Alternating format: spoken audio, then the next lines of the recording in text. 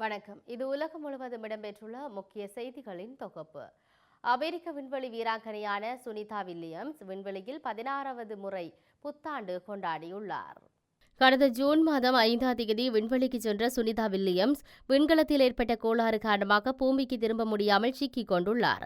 அவர் வருகின்ற மார்ச் மாதம் பூமிக்கு திரும்புவார் என்று எதிர்பார்க்கப்படுகின்ற நிலையில் சர்வதேச விண்வெளி மையத்தில் உள்ள சுனிதா வில்லியம்ஸ் உள்ளிட்ட குழுவினர் 16 முறை புத்தாண்டு கொண்டாடுவார்கள் என்று தெரிவிக்கப்பட்டுள்ளது.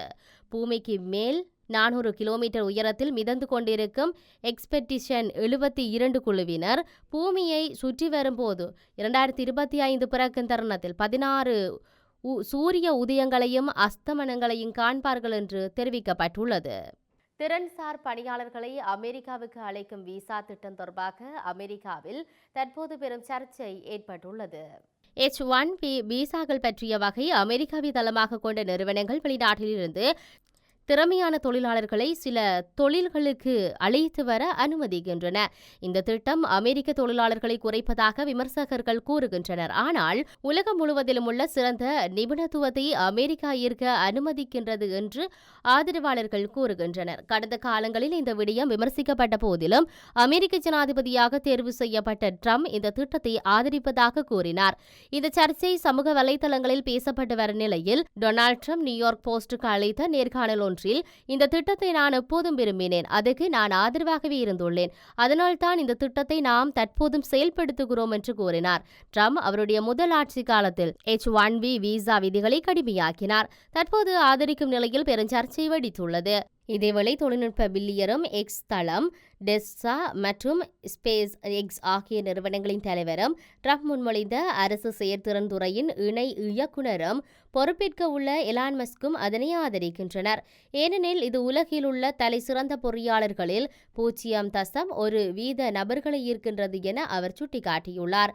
இதனைத் தொடர்ந்து மஸ்கின் நிறுவனத்தில் H-1B விசாக்கள் மூலம் அமெரிக்காவிற்கு வருகை தந்து பணியாற்றும் நபர்கள் தொடர்பிலும் அவர்களுக்கு வழங்கப்படும் $2,00,000 அல்லது அதற்கு குறைவான வருமானம் குறித்து பல விமர்சனங்களை குடியரசுக் கட்சியினரே முன்வைக்கின்றனர்.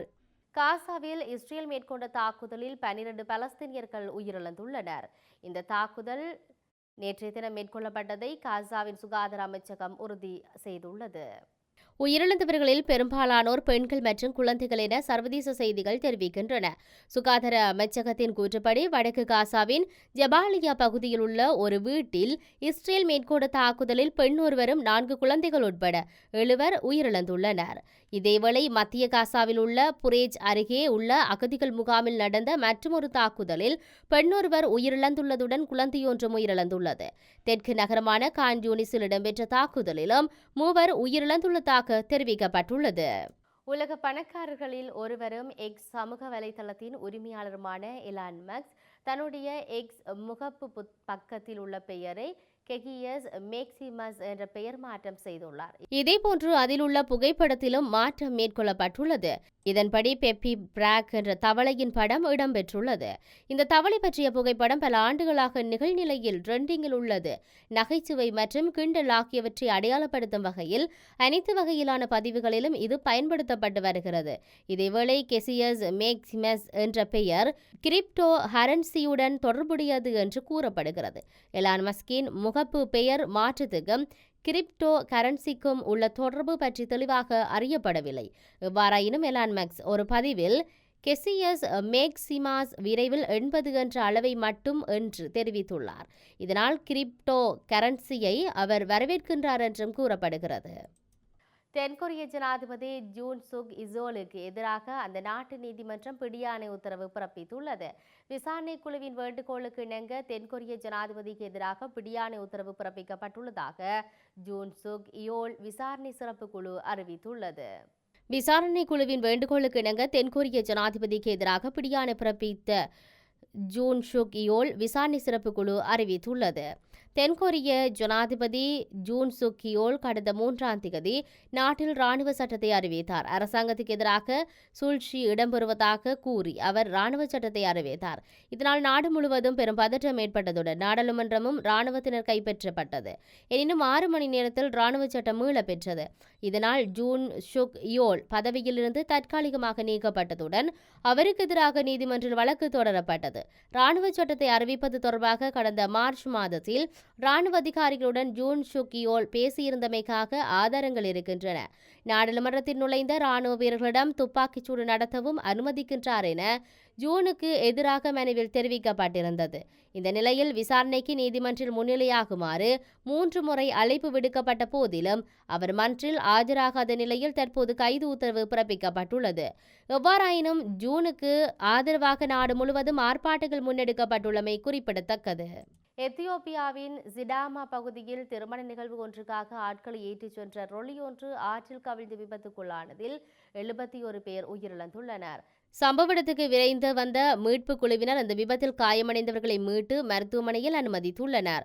சாரதி ஆற்று பாலத்தில் அதிக வேகமாக ரொலியை இயக்கியதுதான் விபத்துக்கு காரணம் என தெரிய வந்துள்ளது. கனடாவில் வங்கிக் கொள்ளையில் ஈடுபட முயற்சித்த நபரின் சைக்கிள் களவாடப்பட்டுள்ளது. கனடாவின் ஹமில்டனில் இந்த வங்கிக் கொள்ளை முயற்சி இடம்பெற்றுள்ளது. மான்ட்ரியல் வங்கியின் கிளையொன்றில் புகுந்த நபர் ஒருவர் வங்கி பணிப்பாளரை அச்சுறுத்தி பணம் கொள்ளையிட முயற்சித்துள்ளார். துப்பாக்கி இருப்பதாக கூறி குறித்த வங்கி பணிப்பாளரை அச்சுறுத்தியுள்ளார்.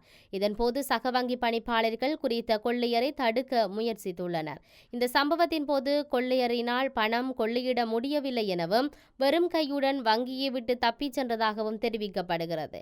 மேலும் சைக்கிள் ஒன்றில் வங்கியில் கொள்ளையிட சென்றிருந்த குறித்த நபர் வெளியே நிறுத்தியிருந்த சைக்கிளை தேடியுள்ளார். எனினும் குறித்த சைக்கிளை வேறு ஒருவர் களவாடி சென்றுள்ளார்.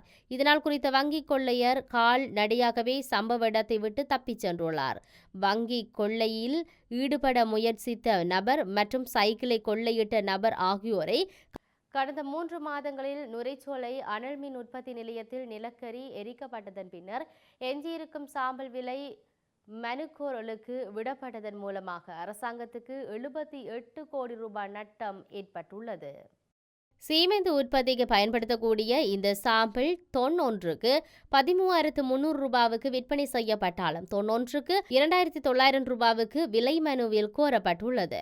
இதனால் தொன் ஒன்றுக்கு 10,400 ரூபாய் நஷ்டத்தில் இந்த ஆண்டு மே 15ஆம் தேதி அவசர விலை மனுக்கோரல் அழைப்பின் மூலம் பெரிய அளவில் சீமெந்து வியாபாரிகளுக்கு இந்த நிவாரணம் வழங்கப்பட்டுள்ளது. 3 ஆண்டுகளுக்கு இந்த விலை மனுக்கோரல் விடப்பட்டுள்ளது. இதன்படி 36 மாதங்களில் அரசாங்கத்துக்கு 6.2 பில்லியன் ரூபாய் நட்டம் ஏற்பட்டுள்ளதாக தெரிவிக்கப்பட்டுள்ளது. மொண்டினெக்ட்ரோவில் உள்ள ஒரு சிறிய நகரத்தில் இனந்தெரியாத நபரொருவர் நடாத்திய துப்பாக்கிச் சூட்டில் 4 பேர் உயிரிழந்துள்ளனர். ஹமாஸ் அமைப்பின் நுக்பா படைப்பிரிவு தளபதி அப்துல் ஹாதி சபா கொல்லப்பட்டதை இஸ்ரேல் பாதுகாப்பு படை உறுதிப்படுத்தியுள்ளது. சமீபத்திய ட்ரோன் தாக்குதலில் அப்துல் ஹாதி கொல்லப்பட்டதாக இஸ்ரேல் தெரிவித்துள்ளது. கடந்த அக்டோபர் 7ஆம் தேதி கிபுட்ஸ் நிர் ஓஸ் இல் நடத்தப்பட்ட கொடூர தாக்குதலை அப்துல் ஹாதி சபா வழிநடத்தியதாக இஸ்ரேல் தெரிவித்துள்ளது. முக்மா படைப்பிரிவு தளபதி தெற்கு காசாவில் உள்ள கான் யூனிஸ் பகுதியில் வைத்து கொல்லப்பட்டதாக இஸ்ரேல் பாதுகாப்பு படைகள் சார்பில் தெரிவிக்கப்பட்டுள்ளது. இதுகுறித்த எக்ஸ் தள பதிவில் இஸ்ரேல் பாதுகாப்பு படையின் உளவுத்துறை மற்றும் ISA தாக்குதலில் நுக்மா படைப்பிரிவு தளபதியான அப்துல் காதி சபா கொல்லப்பட்டார் என்று இஸ்ரேல் பாதுகாப்பு படை தெரிவித்துள்ளது. கொல்லப்பட்ட அப்துல் ஹாதி சபா இஸ்ரேல் பாதுகாப்பு படைகளுக்கு எதிராக பல்வேறு பயங்கரவாத தாக்குதல்களை வழிநடத்தியுள்ளதாக இஸ்ரேல் பாதுகாப்பு படை தெரிவித்துள்ளது.